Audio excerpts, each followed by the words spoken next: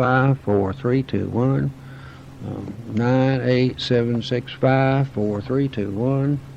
1, 2, 3, 4, 5.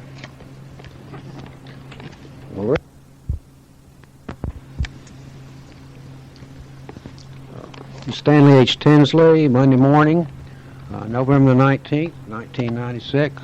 This morning I am interviewing Mr. James Bowman of Knoxville, Tennessee, about his experiences in World War II. Mr. Bowman, I'll give you some instructions and then we'll cut this thing back on shortly. Thank you. All right. Okay, Jim. High school. Knoxville High, class of 38, spring. Okay. Now UT. And in the fall, this is spring. In the fall, I went to university over there. And I went to Miami in '39 to work for Firestone, and lost a quarter. So that made, I was a class of 42, but that threw me in the class of 43. Okay. Because I lost a quarter. Right. Went down there and worked for Firestone. They came by there and offered in their new store. Had one in Los Angeles and one on 10-minute trail out there near the University of Miami. And I just stayed a quarter and came back. And so that made me really a lot of problems with the university there. But they're the ones that got us to go there. They came by the university, you know, sort of like the Marine Corps. Right. I never even knew what a Marine looked like around Knoxville. They were all over in Nashville, if there were any.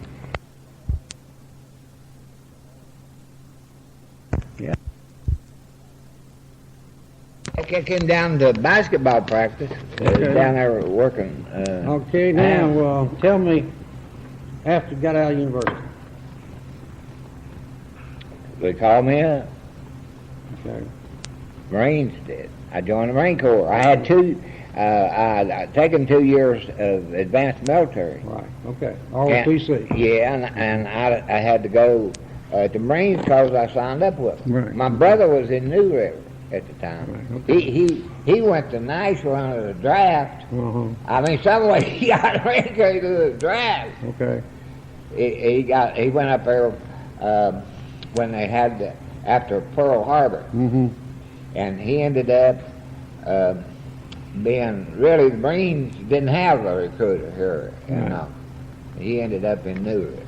Okay. That's how he and then in the meantime they'd gotten me in the Marine Corps. Right. Because what I wanted to do is finish college, because I'd gone to Miami and I got off quarter.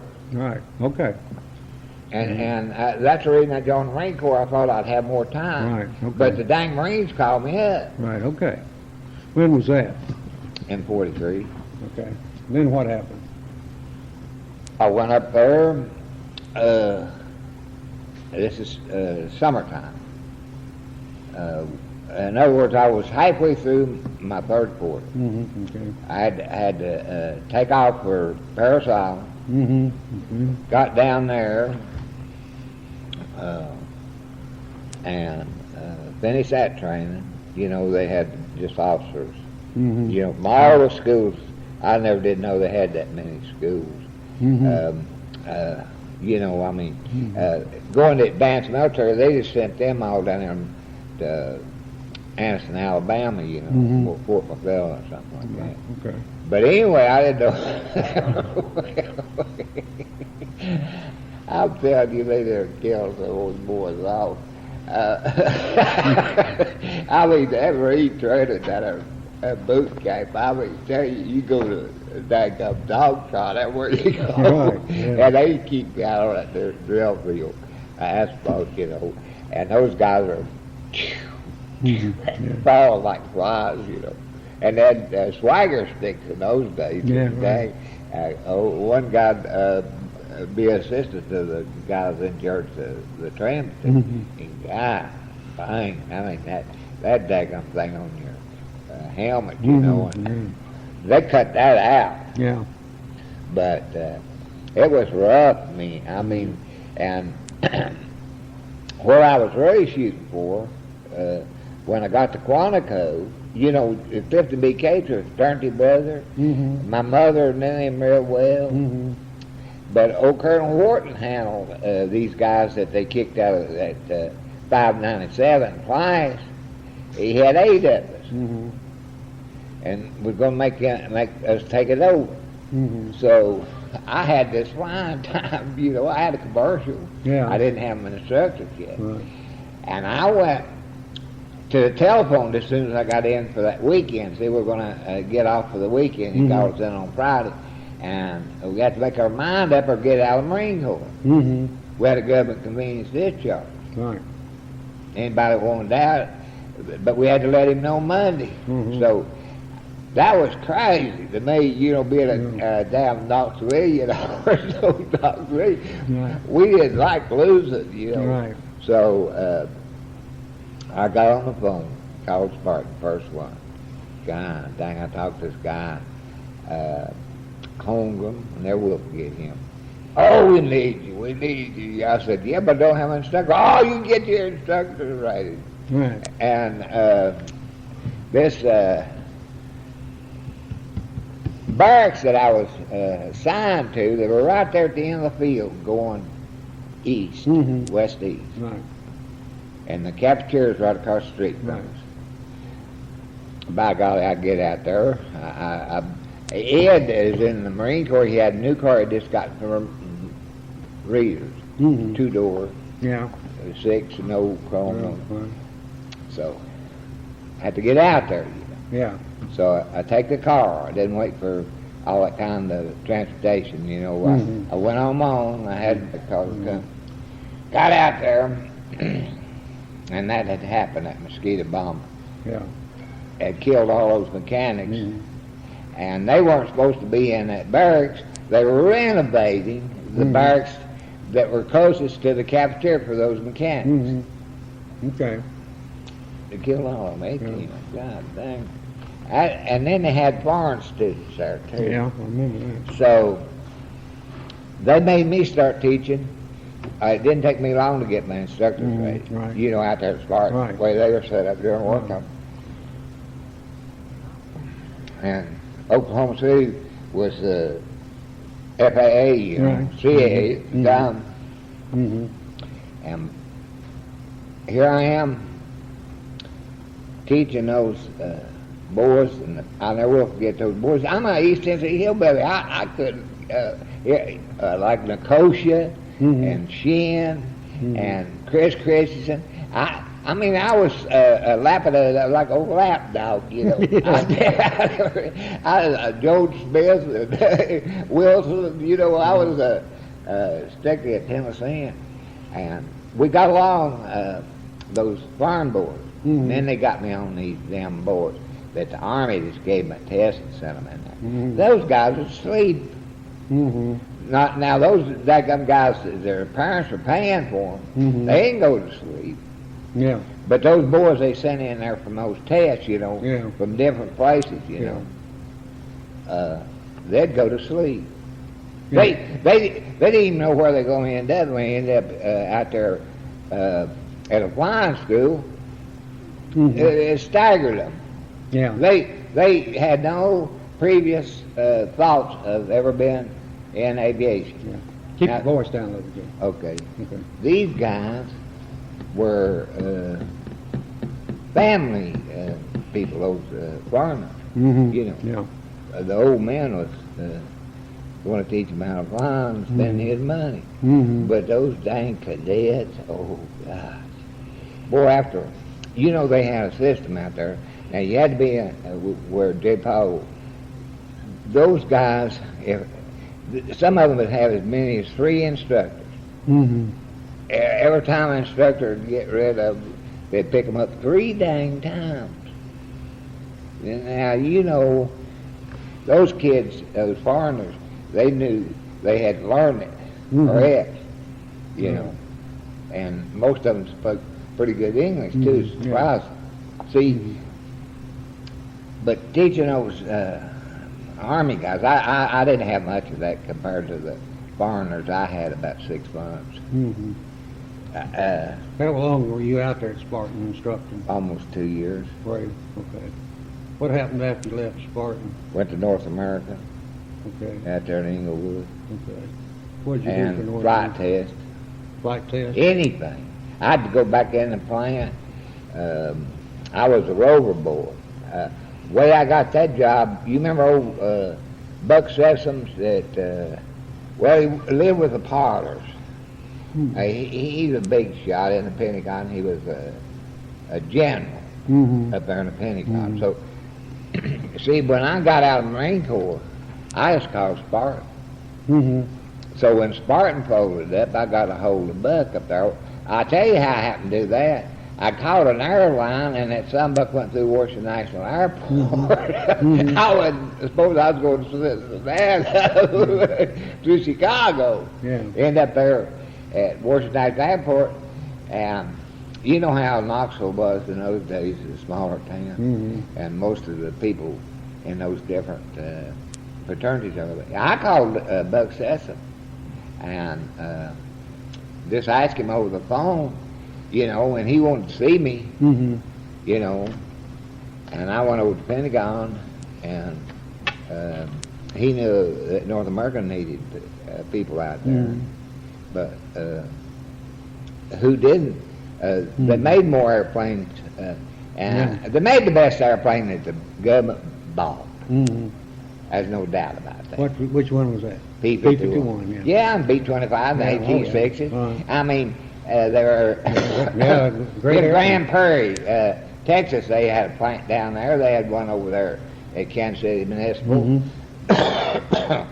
And they didn't build anything that wasn't the best. Right. They used the best engineering, the best material, Right. and everything else. I'm just lucky, you know, to be, they were not big out like Lockheed, you know, Right. and Douglas. Right. They were just a hardcore little old outfit, and just to show you how much prestige. After Doolittle's raid, Right. B-25, Right. we went in, going down to radio orientation downtown, almost downtown, in Old Hollywood. We're down there, sent all these pilots down there. We stopped at Schwab's drugstore off the strip there, Yeah. and there wasn't a dang soul at the fountain, but we had those North American uniform, little emblems on these khakis, you know. And Hetty Hopper picked that up. Now imagine, nobody in there, but here comes these daggum 6 aviators. Work for North America. Everybody thought that the moon set on North America. Now that's all. Hetty Hopper, a daggum social editor, came over there, wanted to know what all the boys were single for. Yeah, that's the first thing. Here we are sitting at the fountain, you know, like all the fountains were. Right. And we started talking to her.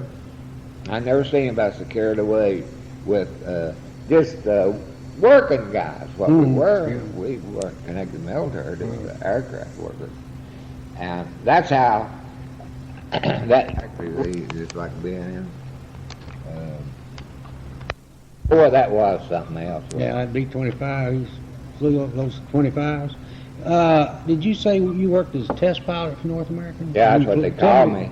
That's what was on my, but Lord, I did so many different things over there. What kind of what airplanes you fly for? P-51. You fly all Off the assembly line. Off the assembly line. How many hours you put in those 51? Just take them around the field. Take them around the field. What else did you fly for? And Tony, like I had a guy named Tony Leatherwitz. He filled in the paperwork, you know. Yeah, okay. In other words, as long as I didn't have anything wrong with the airplane, he put it down. You know, he was the head mechanic for that production line. See, they went down the production line wing to wing. And that's when they were first started up. Yeah. took the Protex plugs out of them, and stuff like that, and started up from the first time. See, Yeah. if you didn't have anything that you noticed, you know, I mean, visually noticed on your panel or anything else, or way you can, he wrote it, told him it because he didn't believe you. He'd check everything out himself on the ground. Yeah. See, in other words, the way a North American, you know, some of them, they turned and went back in the wing. North Americans went right on right angles. And he couldn't believe when you come in, just round, they called it Mines Field there, you know, out over the ocean, take off west over the ocean, back down most of Manhattan Bay, and come on back in and land west again. See? Yeah. Okay. Come in across those other aircraft factories, you know, north of them. But that was the control towers didn't mess with you. Anything, you know. I mean, that's it's hard to believe. Like that airport got so big out there. Like air research on one. I'd go out there. Hold it just a minute. I want to be sure we're getting all this. These damn things can.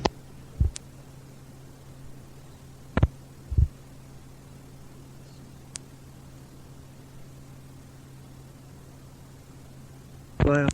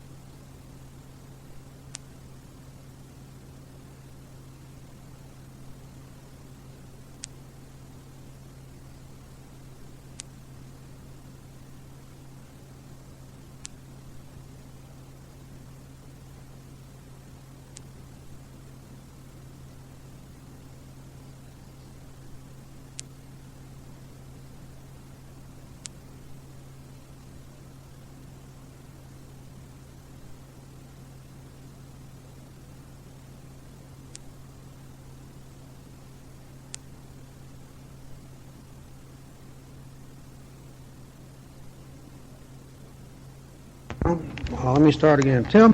Jim, how long were you work for? What do they call it? Republic? No, North America. North American. Yeah. How long did you work for? About a year and 2 months. And then when? Went back in service. All right. What was that? What year was that? And what month? You remember? Let's see.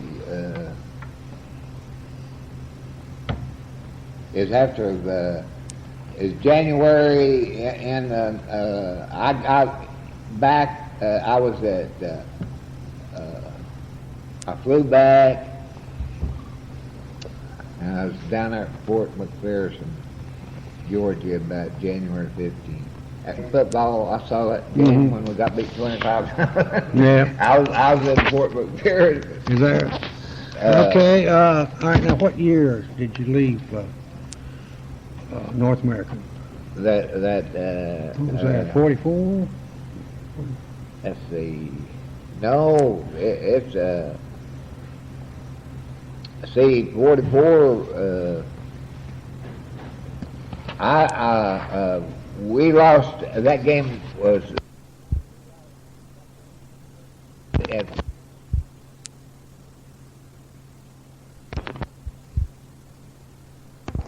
Okay. And they sent me the field artillery school over at Fort Bragg. That's after you went back in the service. Yeah. Okay. What'd you go? How come you go back in the service? I had no dependents. I see. They kept track of it. What else did you fly besides 51 out No. there? This 51. Off of production. Okay. They were just finished. They'd never Yeah. been started up. And all you did was fly them around the field a little bit. One time, yeah, go down the beach. Yeah, they were wanting airplanes. Yeah, And huh. did you, it's an H model, and they didn't use hardly any of those H models. Hmm. That's the greatest airplane that they had put out. You know, Yeah. in other words, it had everything. It had rocket racks, Yeah. napalm racks, I see. 850 calibers. Right.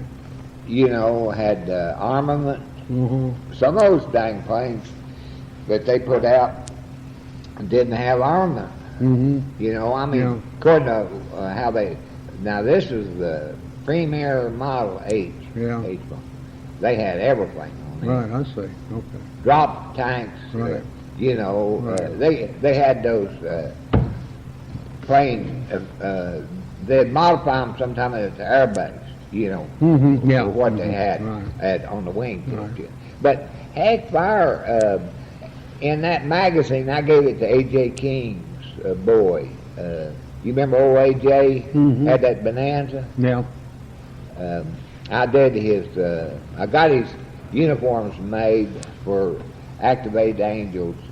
His driver got killed out of Talladega. Mhm. You know those boys. Yeah. Old A.J. was Mhm. something, and got his uniforms for those drivers. You know, Mhm. crews. Right.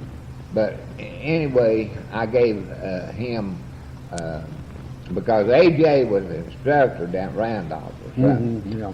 Yeah. and he always thought I was a liar. AJ was the case he liked to drink, you know. Yeah. I thought he thought I was a liar, so he died all of a sudden, you know. I didn't remember. Yeah. Okay. Well, now when But- you went back in the service, right? I didn't do anything.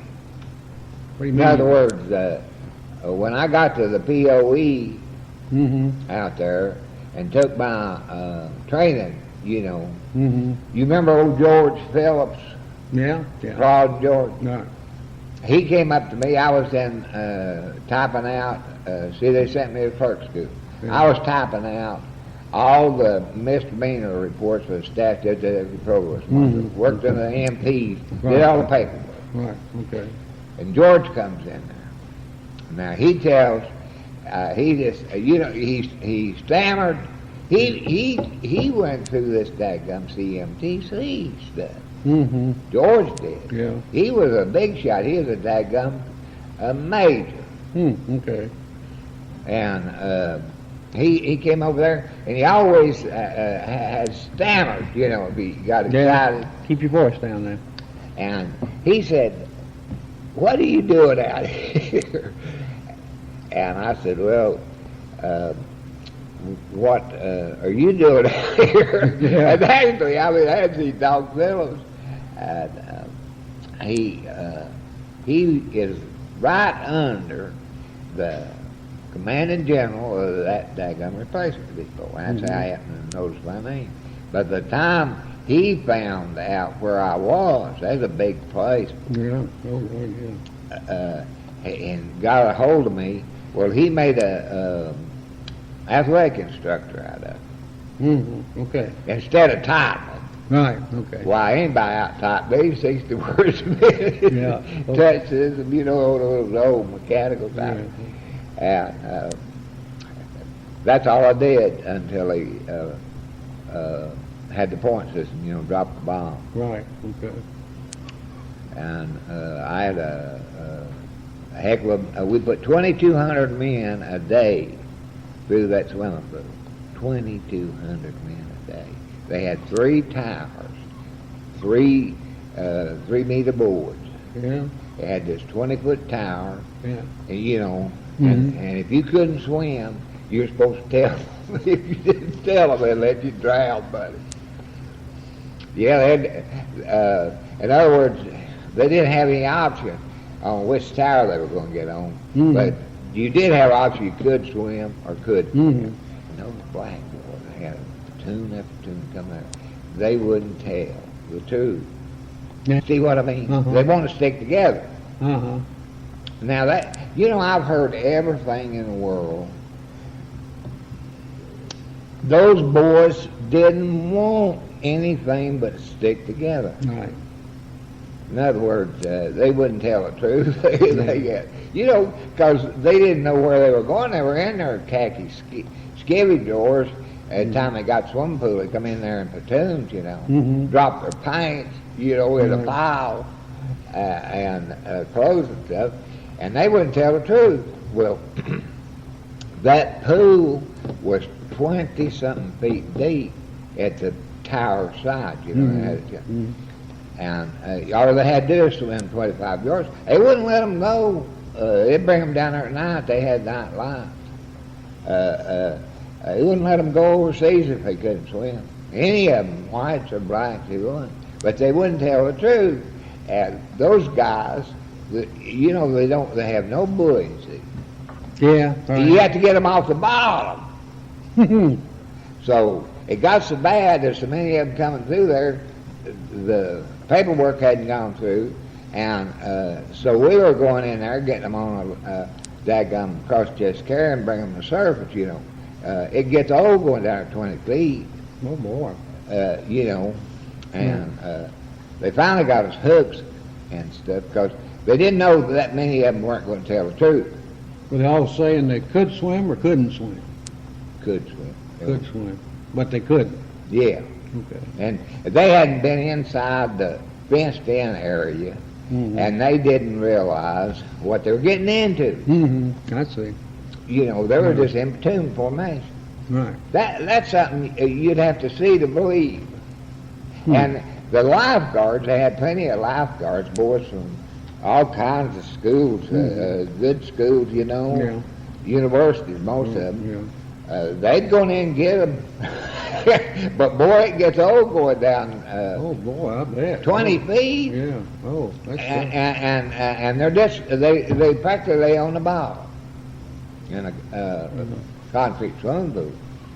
And I had a little touch when I lived down there with Miss Skelly on Hermosa Beach. It was sort of a sleeping porch that you hear of ocean. I got a little sinus trouble. Now, flying an airplane and with a little sinus trouble, that isn't any picnic either. Yeah. A fast-moving airplane like a 51. Yeah. 7,800 feet a minute, and that's going upstairs. Jet, you don't feel that. Right. Sure. You know what I mean? Yeah. So I had some sinus trouble myself. Yeah. Boy, I couldn't believe that. All those guys come in there, and had many more white boys than they had black boys. Yeah. But God dang, go up with they could get any, coming in there for platoons or maybe 3 platoons. Mm-hmm. They just got on the tower that they could find a place to climb up, this redwood tower. Yeah. And God dang, boy, the boys were trained for it. Most of them knew all that stuff. College boys, most of them. Yeah. But they had hooks, They finally, the commanding general's house was right up on the knoll above the swimming pool. This was his pet. He had him a little airport there and everything. Some of those boys started off the tower when they saw it was 15 feet, get up there and grab a hold of the side of the tower and swing around here on the concrete. You'd be surprised what military's like on stuff like that. Yeah. They won't. The main thing the head officers said it was because they wanted to stay together. Mm-hmm. We couldn't figure out if you're up on a 15-foot tower, 10-foot tower, or a 5-foot tower. Had 3-meter boards. Why would you tell somebody? Yeah.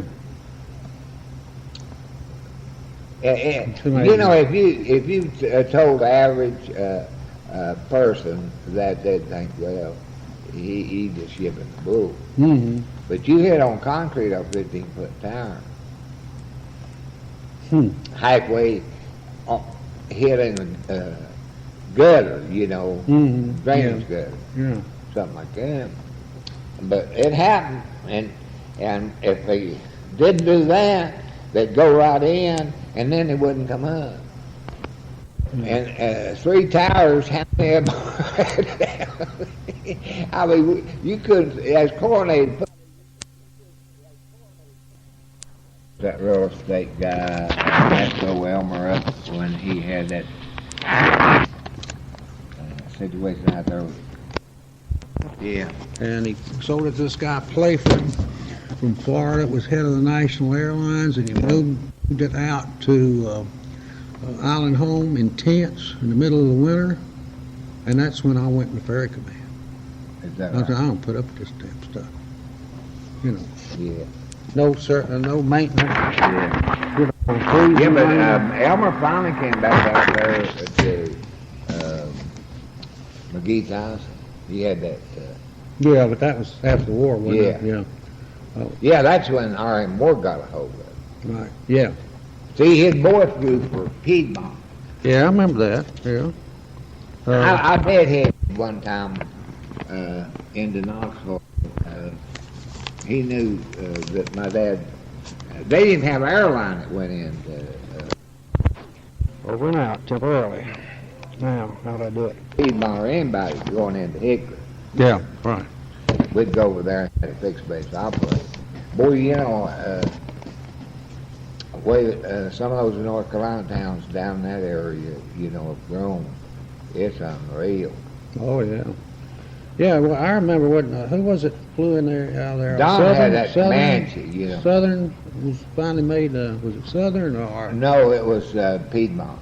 Yeah, Piedmont. Yeah, Had those yeah, this guy with Mason Dixon King tried to compete with him for a long time. Yeah. When he started that airline.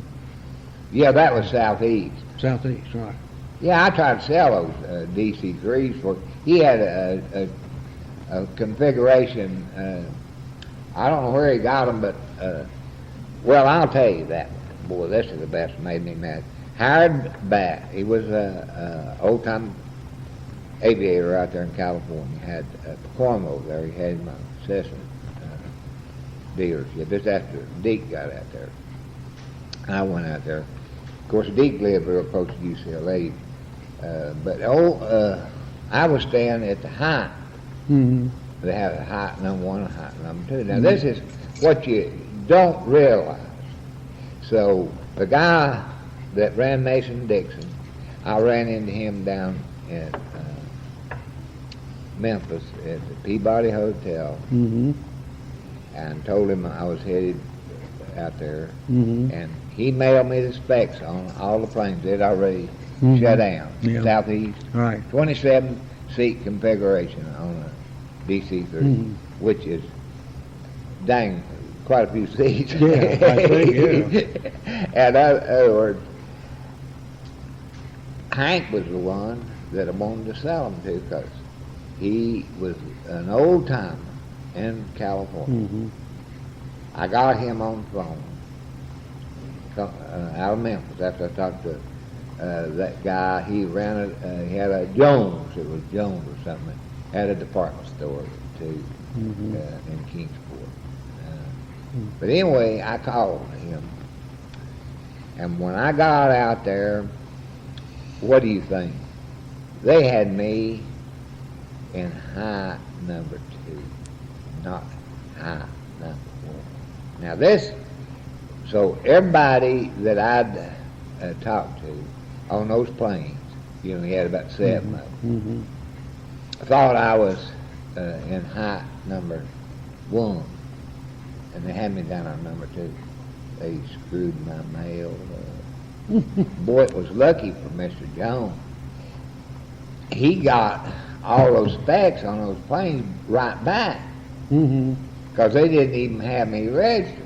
Yeah. That guy that was handling mail didn't even check with Hot 2.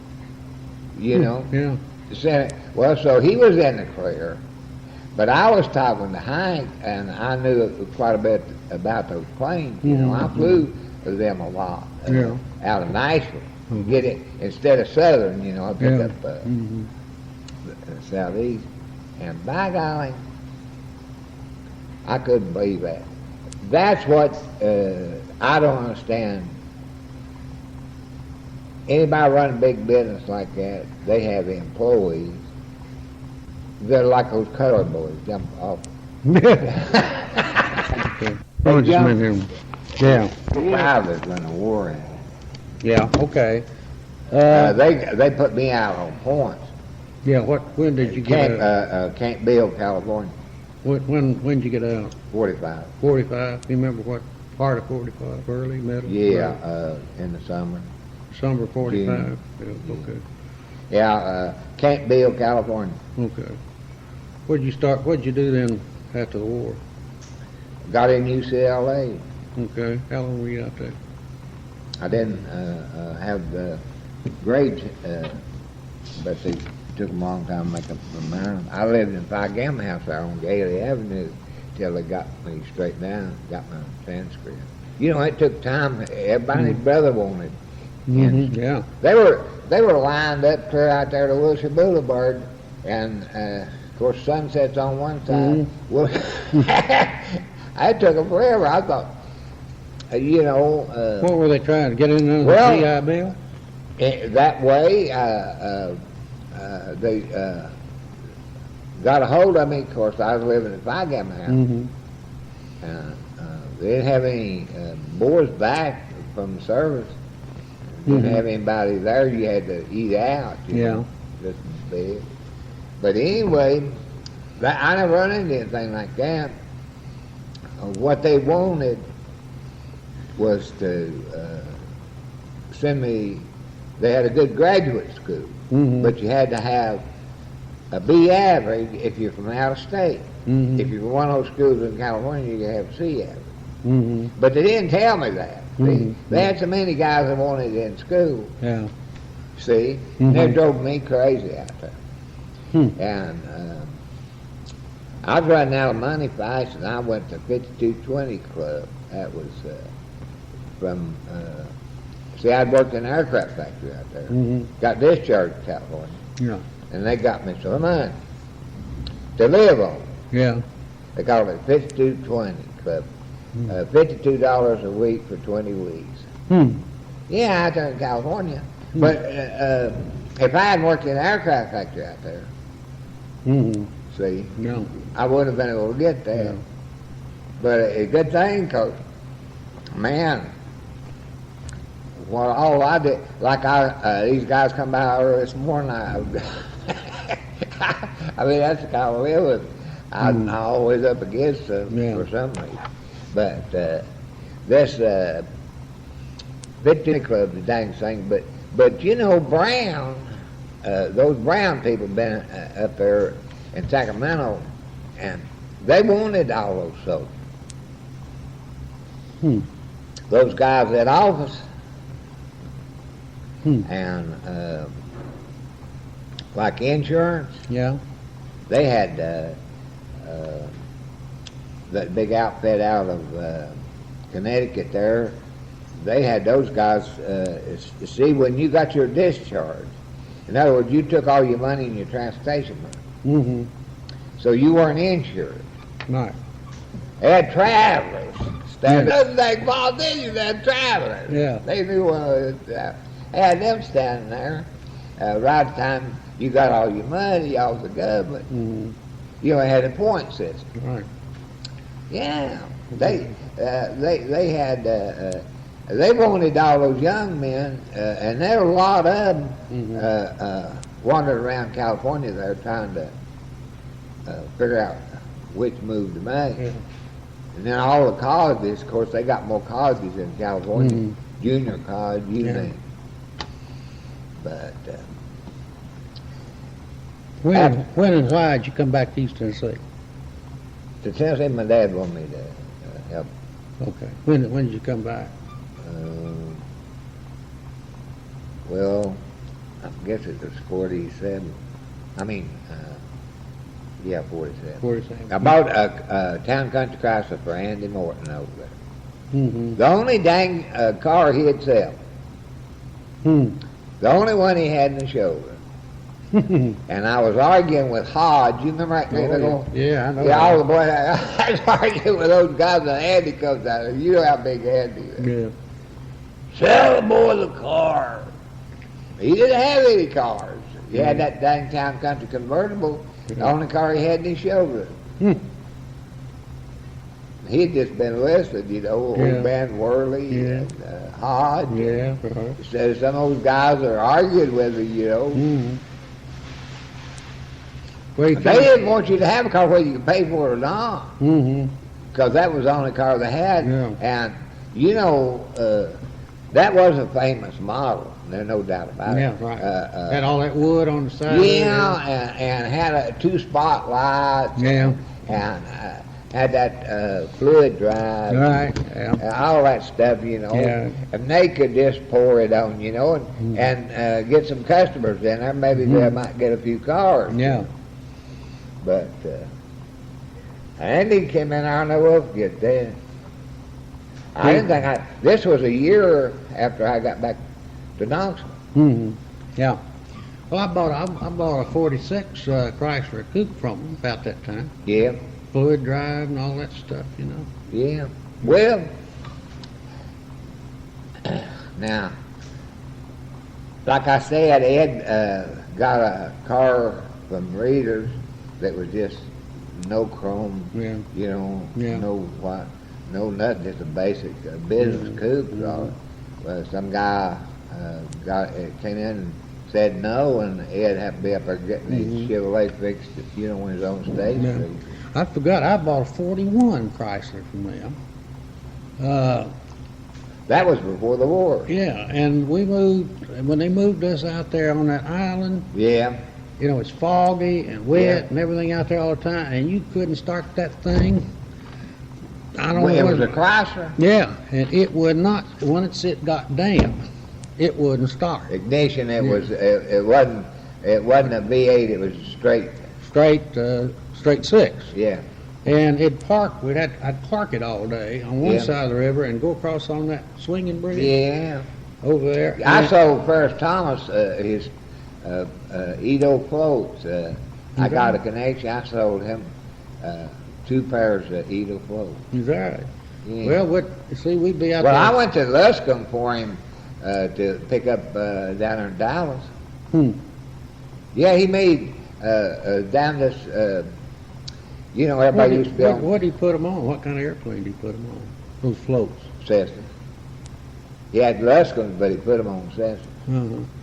It's better strut and everything. Yeah. Okay. But anyway, he'd tie him up to that pontoon bridge. Bring him up that little. That little channel there. Yeah. But Ferris, now he was something like Tony Leibowitz, you know, that guy that wanted to do the paperwork. He didn't believe. Right. First, he'd hop in, and if you could fly, that's it. He didn't get. It didn't take him a second to find out. Right. You know. I remember when he flew for Kern's Bakery there for years. Yeah, well, he flew that. He had Knox Flying Service. Yeah. He flew even over at the airport here on Southern. I never did know Ferris very well. Well, I knew happened to Elmer. know him, and that's the way he did things. In other words, I had that CPT under Elmer from a private, and then I couldn't get out there. I had too much, had too many. My dad had a farm over in Pikeville, you know, raising cattle and cutting wood, and he just picked on me because I didn't get married like my brother. And if he needed something, he knew I couldn't get out of it. Yeah. And so You got your commercial here, though, didn't you? Yeah. You got your instructor's rating out there, Spartan. yeah, boy, they had a good course in there. No, they got a great course. ground school. Lord. You know, it was just, They Good were great even, outfit. Mark Sevens was all they had. Said a lot of guys, like I said, Son Trent stayed over in one of those bases there in Missouri. And a lot of people never did go anywhere. I didn't Yeah. seem to be able to get unpacked. I mean, Yeah, it I was didn't wild, you know. yeah. At Mez, see, the Wasps were coming in there picking those airplanes up. Yeah, okay. You know, people-1. Yeah. 22 a day. They stacked up pretty fast. I think 24 so. iron. Yeah. Yeah, they were coming in there. No B-25s or anything. No AT-628s, anything. It was all 51s. And those girls lived down in Mosa Biltmore, and I lived out up the boardwalk. And come down there, and there's all those girls in those Wasp uniforms, Yeah, you know. right. Boy, they were really something. I mean, Yeah. those guys that ran those restaurants and everything like that, you know, you don't walk women by. You know, that's aircraft country down there. Oh, But, yeah. you know, that was I mean, it shocked them, you know, Mm-hmm. those women, Yeah. you know. But it happened, and they turned around the training program, those women did. Mm-hmm. Yeah. That Jacqueline Conker and all that bunch of girls flew those airplanes, Right. and they were easier to teach. Right. Women make great pilots. Yeah. That's right. And that just flip-flop. They cut out everything. They slapped everybody in AT-6s. They didn't go through. Right. Yeah. PTs and BTs, they went Yeah. direct to advance. You know Tom Cruise. You remember? You remember? Yeah. Lived out there in Island Yeah, Hall. right, yeah. He got killed in BT-13 out there at Coffeeville. He did. Yeah, spun in. That old BT, that's something about to flatten out on you on its back. Mm-hmm. Yeah.